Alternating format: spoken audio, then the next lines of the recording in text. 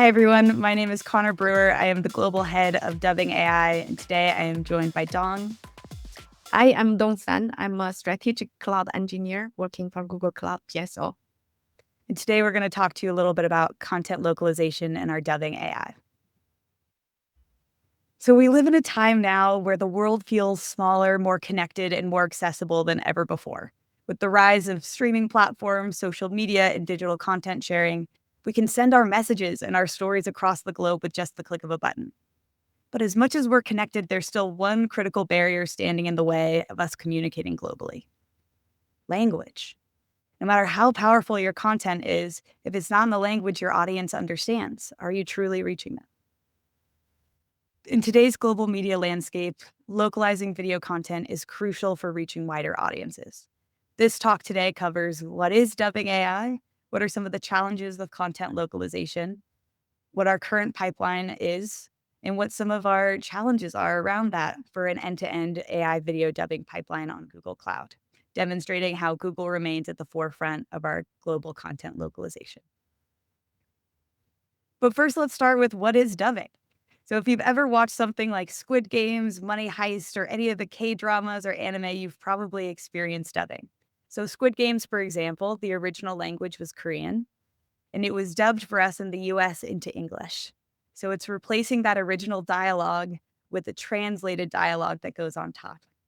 In very simple terms. We'll get into the more complex answer for this soon. And there's a traditional process for doing this. There's an existing process. It's very labor intensive. It requires separating out the audio files, doing casting, hiring voice actors, aligning production schedules, re-recording the entire video, and repeating the process for every new language you want. This can take months to do just one video dubbed. And the hard thing is with that dubbing is no longer a luxury. It's a necessity for growth. The majority of consumers today only want to engage with content in their native language. So what if you could take a process that used to take months and do it in minutes? Introducing Google's Dubbing AI.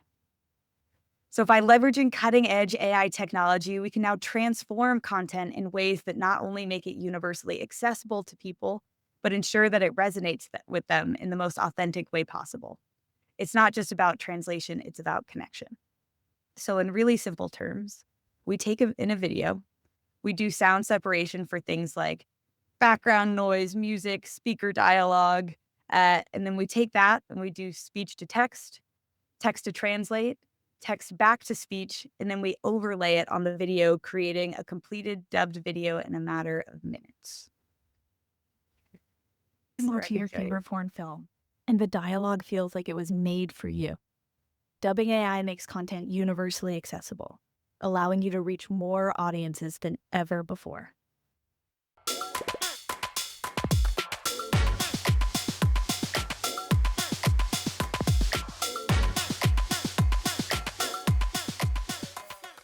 Here's what our 2025 roadmap looks like, as some of the things we have embedded and some of the things we're working towards. So we've got elements like captioning and subtitles. So that's the text that comes at the bottom of the screen. We're now about to launch our live translations for live content as well as video on demand. We have things like enhanced dubbing outputs and human in the loop. This is some of our quality assurance, having language experts baked into the process. Elements like voice cloning, where we take the original speaker's voice and make sure that it still sounds like them in the translated language.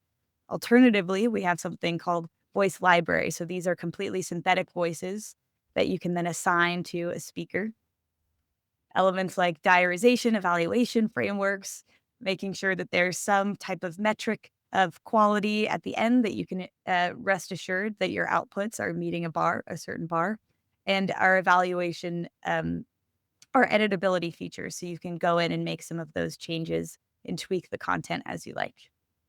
Now, there's a lot happening here, and there's a lot that Google is still working on, but ultimately, we're really hoping that there's certain considerations that you're really thinking about when choosing a partner, because we know that this decision is hinging on some things like cost and speed.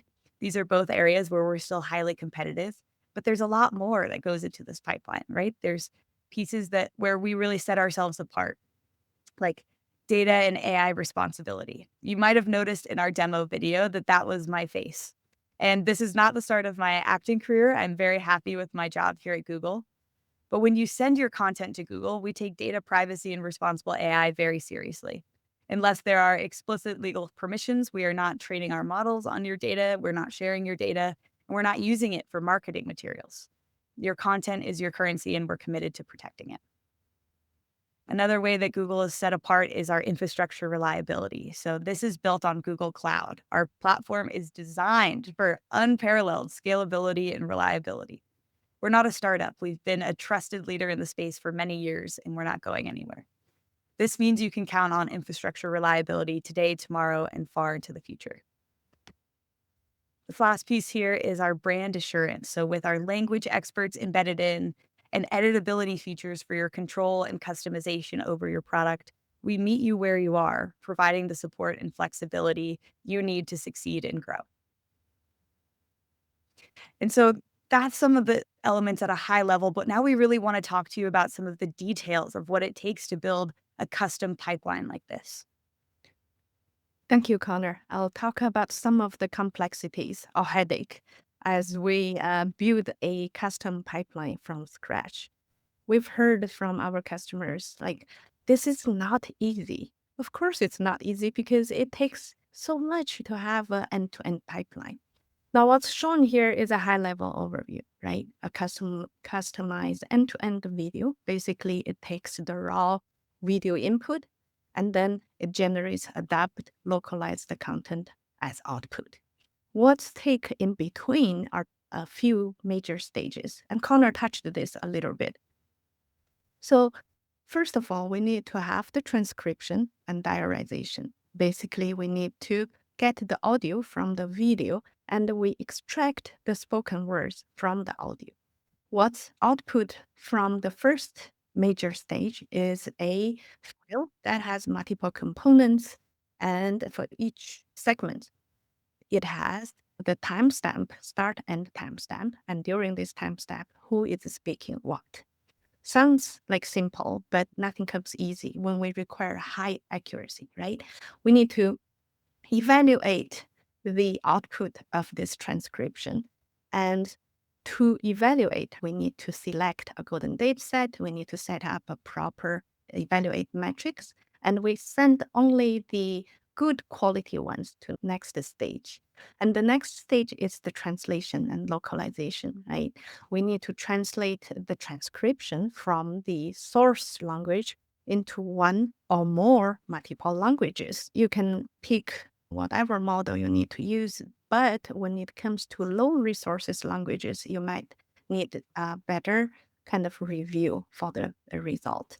And the key also here is to preserve the culture nuances, to make sure, the words used are just feels like it from that specific area. And once we have the text ready in raw language, targeted language, we need to convert that back to a voice, the text to speech and voice cloning, generate natural sounding synthetic speech. And we need to emphasize, we need to pick a voice from the voice library that most representative for the use case. And then it comes to tone and duration matching. This is very subtle, very complex, because we need to ensure the synthesized speech matches with the original timing very well, and which is the key for the dubbed video quality. We need to maintain the emotional consistency and make it just like believable. It's a believable dubbing. The last step, the component here is of the dubbing is lip sync and audio rendering, right? We need to align the video visual to the dubbed audio.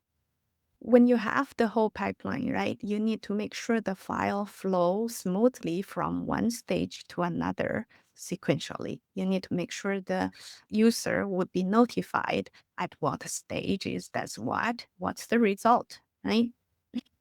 So let's talk about for each major stage, what are the complexities? What are the things you need to consider? What are your headaches come from? So first one, speech to text. This is like for this is the kind of the foundation for the quality dubbing, because we want to make sure all the text is right when we extract it from the original video or audio. So to do that, you have to pick which model you need to use. Do you use the open source one? Do you use proprietary ones?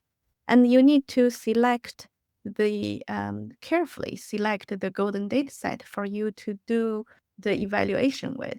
And you need to set up your evaluation metrics. And through the iterations, you build your confidence of what score for it's good for what use case, video content, right? Say, for example, if you choose open source OpenAI Whisper model to do the speech to text, then you need all of a sudden to worry about lots of things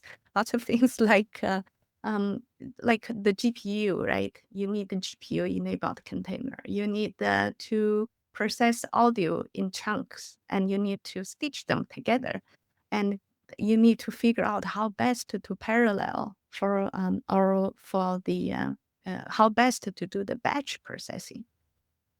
And you need to consider all that resource planning, etc., etc.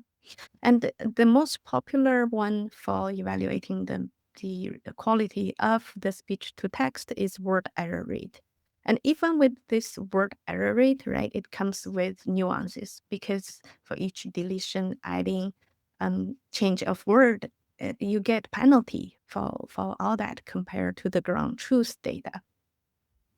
And a lot of this result are being affected inevitably by, the audio background noise, accent, or domain specific vocabularies. Similarly, for the translation and localization, you need to pick which model to use. You need to decide, hey, if the model got an upgrade, how do I do the reevaluate, right? Without the regression quality impact on downstream thing. You need to ensure the translation accuracy and preserve the meaning. Slang or idioms need to correctly localized. And also a lot of the case, this is where you need a lot of the editability features, and you need to have some human reviewers to have an eye in the final say this is good for that specific language. And to evaluate that, you can use like industry standard, the Blue or Meteor score, but the human review is crucial, and a lot of the cases is required. Once we have the text, we need to do the text to speech, right? It needs to be converted to spoken audio in the targeted language. Now, a critical thing here is to make the synthesized voice that as much as possible sounds like the original speaker, just speaking a new language. And then you need to maintain that speaker library, and sometimes you need to do the voice cloning based on your use case. And also, you need to do a tone matching, right? You need to not only preserve the speaker's voice identity, but also you need to make the dub more believable. The raw audio often needs to do the timing alignment to match with the original scene duration. Now, this stage ensures that the spoken phrase in the new audio track align with the corresponding video segment. And a lot of times, we need to kind of like shorten or make it longer of the text to match with the time boundary. And this is where a lot of the ethical considerations need to apply. For example, do we need to obtain explicit permission for voice cloning? Do we need to ensure transparency about the synthetic voices? Do we need to address any privacy concerns, right? The data management, the consent to use the data, or with the deepfake thing going on everywhere, how best to avoid misuse scenarios like deepfake generation. Last but certainly not least is the lip sync, right? You can pick you want high compute like audio driven reanimation, or you want just audio alignment.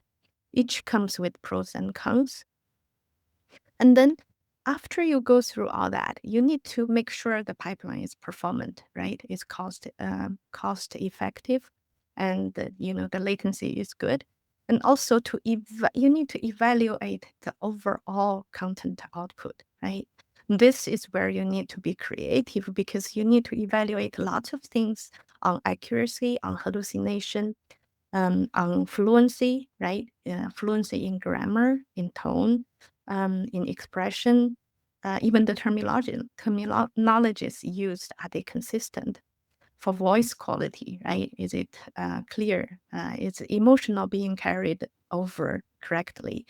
Does it sound natural? The pacing sounds right? Is it like, do the speakers speaking rushing or like, dragging? The pronunciations, the timing, the lip sync transcript comparison. So you need to consider all that to have a good quality dub. Um, so we'll present you a managed dubbing AI pipeline architecture. So with the dubbing AI. So depends on your use case. There are multiple ways to architect your pipeline. But what's presented here is a very simple, easy to manage, but balanced usage of cloud components to have, a very manageable, scalable, cost-effective pipeline. So this pipeline is event-driven and serverless. We don't have persistent servers anywhere, and everything happens in response to an event. This event could be a user upload a video to a specific GCS bucket, and all the compute is managed service. With this architecture, we have low deployment overhead, right? You don't see a specific model being used. It's all behind the scene, handled by dubbing AI. We don't need to train specific model or keep track of models upgrades. We don't have the headache of managing or selecting a golden data set for each major stage. We don't need to evaluate at each major stage and send it back and forth with the editability or human reviewer. We don't need to maintain all that third party or a team of reviewers and managing all that messages back and forth. And with this kind of pipeline using dubbing AI, the best thing is that it benefits from Google's continuous model improvements. Say if a Google model got an upgrade, right, from 1.5 to 2.5, and this thing happen on a weekly, daily basis. Your pipeline's accuracy increases without any change, right? It's scalable. And it's so easy to build, test, and deploy this into your production. What's shown here, it's also with this kind of architecture, it helps you to manage the user path very easily. The Google Cloud workflow help you, to set aside different paths, like which component to go through based on your user's specific requirements. For example, some user, they come with excellent transcription already, and they don't want to reinvest in that. They say, please use my excellent transcription, right? And with cloud workflow, without messing up your cloud function with a lot of the complexities, it can handle that workflow. Or some user just say, my use case is super simple. Just call dubbing AI and get it done, right? We could, create that user path with cloud workflow very easily. So this is a balance of a very good orchestrator and fairly kind of not so complex cloud functions with pub subs in the middle, handling the messaging, telling which component I'm done, you are next, and all that. And also, it gives you a chance of logging a lot of things to, BigQuery or other DBMS at your selection for your future job monitoring, performance tracking, and all that. So as you can see, lots of complexities being handled by dubbing AI, and you don't have to spend your time and thoughts and headache on those things. Just let dubbing AI to handle all that for you. Konner, back. I think Dong put it really well, right? You can look at this. There's a lot happening within this pipeline, a lot of things to consider, especially with all of the necessary features that come with being able to make language come across really naturally, really um, being able to match for native speakers. So with us, here's the simplified version. When you work with Google, really what you're going to be able to do is send us your source data, whether that is a video, an audio, if you've got a transcript to go along with it, whatever you have, you send that to us, and then we manage the whole pipeline. You're able to select and leverage whatever features you want and ignore whatever features you don't. If you want human in the loop, we have that. If you don't, no worries. If you want voice cloning, if you want voice library, if you want editability, you get to kind of select and leverage whatever you want through the pipeline. And then we are able to give you a full output without having to worry about all of the complexities that Dong was previously talking about. We've simplified it for you while still allowing you to have a lot of elements of control. If you're interested in this, we are currently offering an early experimental access as well as demos. You can reach out to us at this QR code to learn more, get on our interest list, and keep updated with some of the latest features and elements that are coming out. And we're so excited to partner with you to truly be able to reach all of those people around the globe. Thank you so much for your time. Thank you.